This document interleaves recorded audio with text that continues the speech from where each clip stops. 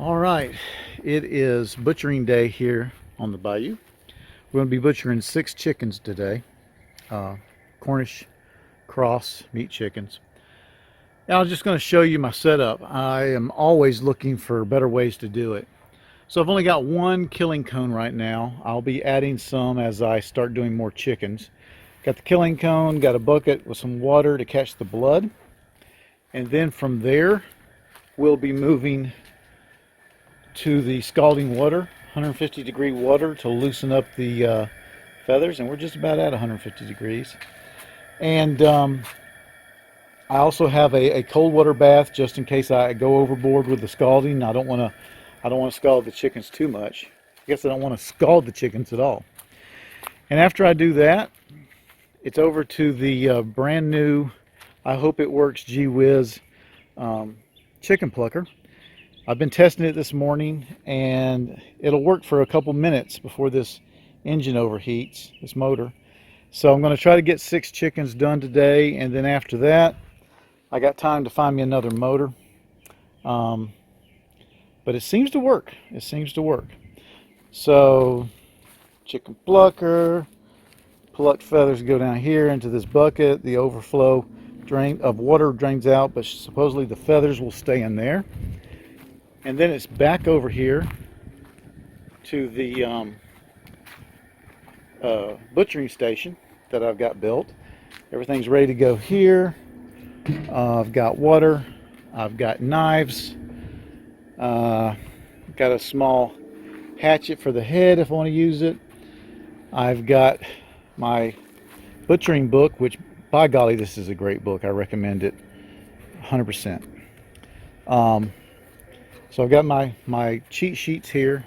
Got some gloves over here if anybody needs them.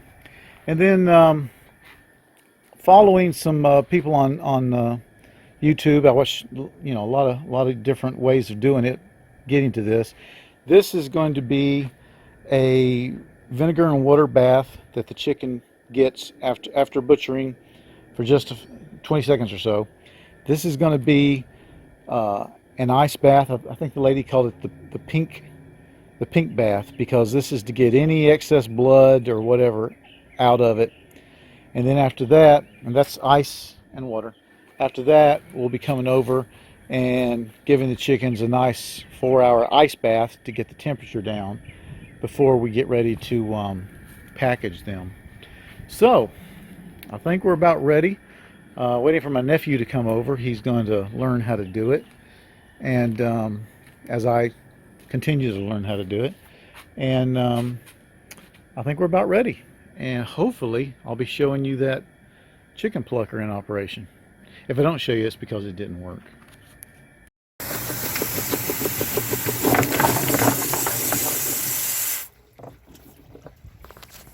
This is the chicken after the plucker. It's not getting as much off as I would like.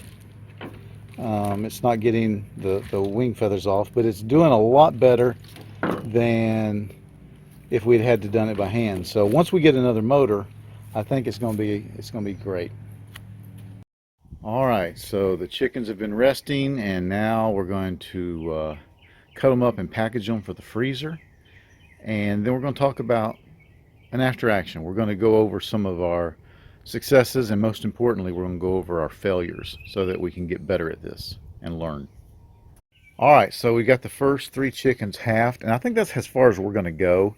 Cleaned them up a little bit more, trying to pull out some of the we can call these feathers, what do you call these things?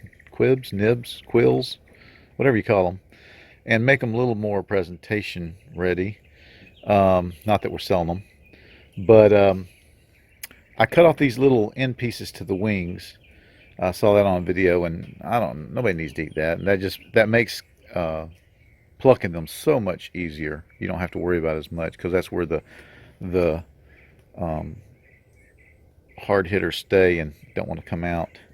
So now we got to dry these guys a little bit and then get them wrapped up in either plastic or freezer paper. Okay, just got done with the second trifecta, the last 3. We're going to keep one whole, one of the smaller ones, And once again, we didn't weigh all three of them, but we weighed the biggest one of this group. And once again, 7.75 pounds for their biggest one, which is here and here. And we're going to keep this smaller one whole. Now what we're going to do, we've been drying the first three, and we got to get our system down. I think I want to buy some of those little tents that they make for picnics. And so we got these drying, and we're about to start packaging them in this plastic thingamajig. I don't know what you call these things. And we're going to do half of them that way, and the other half we're just going to wrap in freezer paper. All right, so using this Black & Decker sealer, that was good, that I got from the thrift store, and it doesn't do a great job. It does okay. I think I'm going to up my game and get those special bags that you put them in, the chickens in, and then you heat up, and it shrink wraps around them. So we're done. We've processed them. We did all half chickens except for one whole, and that's how we're gonna do it this time. Probably that's how we'll always do it.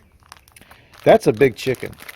Our freezer's already full. We're gonna have to even look at that and see if we're gonna have to get another freezer to be able to do this the right way. All right, time for some after action. What was a success and what was a failure? First of all, the chickens, even though I quit feeding them the day before, still had eaten. They'd eaten grass. So that was a big failure. In the future, what I'm going to have to do is either put them over here in this secondary coop where there is no grass, or I'm going to have to build a pen or get some sort of pen that I can put them in overnight. So that was a big failure, because when we came to butchering, you know, they were still there. Well, matter of fact, when we were butchering them, when we were killing them, they were crapping. So there was food in them that was not good. So I got to work on that. The second failure is the killing cone. In the middle of doing one of the two big guys, we had to cut this thing because he wouldn't fit. Two of them wouldn't fit unless we cut it. So we just really butchered it real quick. I'm going to have to build a bigger cone. And I also think my wife was right. I thought it would be better to have it right here. Luckily, she put some plastic up to protect, because the blood went everywhere. But she also said, yeah, that's too close. Get it somewhere else. So I used to have it way over there. I'm probably going to build some sort of killing station over here somewhere, dedicated. And if I got to rebuild a killing cone, I might as well build two. And I'll look at the store-bought ones. But anyway, need to revamp the killing. The blood was good. We put that into our compost. So that was a success. The abattoir that I built continues to be a success. This was wonderful. Using this piece of plastic, all this is cleaned up now. Using this piece of plastic down here, oh, that was great. Failure was that I just shoved crap aside. I thought that we wouldn't need all that space. And for the butchering and the processing, we didn't need it. But for today's work, for the packaging, we could have used the extra space. So probably just need to clean up a little bit better. The butchering went well. The scalding went great. The plucker is going to go down as a success with a caveat. It worked. All this stuff here that I built amazingly functioned correctly. The caveat is the motor is just, we guess, wore out. We finally got it where it would keep going, but as soon as you threw a bird in here, it just kind of slowed to a stop. And we had to throw the bird in like 4 times to get it to totally do its job and take the feathers off. But it functioned. This part of it functioned wonderfully. I mean, the chute worked great. You can see how little, I haven't cleaned up how little of an overspray of feathers we got to clean up. Most everything went into the barrel. So I'm very happy with that part of it. I'm gonna have to figure out some sort of, I'll probably have to spruce up the base here to be able to move it, maybe put it on wheels, or maybe make it where I can move it with a dolly. But I couldn't be happier with that part of it. I've just got to get another motor. That motor's just not going to cut it. And I'm grateful that my nephew was here, or I wouldn't have been able to get as much out of it as I did. But so we're going to say it's a success, and I'm pretty stoked about that. But we've got work to do. So all in all, I'm pretty happy. I'm tired, and there's a lot of work-saving things that we're going to have to look into. But I'm pretty happy. I know 6 chickens is not a lot, and the next time around, if they all live, it's going to be 15. And I'm going to have my my gang tightened up if that's not going to be a total cluster. Oh, but for the most part, I'm happy. We got some beautiful chicken in there, huge chickens. The biggest ones were 2 of them were 7 3/4 pound. I did some quick math, and of course my notes have gotten wet. But by my quick math, the chickens and the chicken feed end up costing $13.83 per chicken.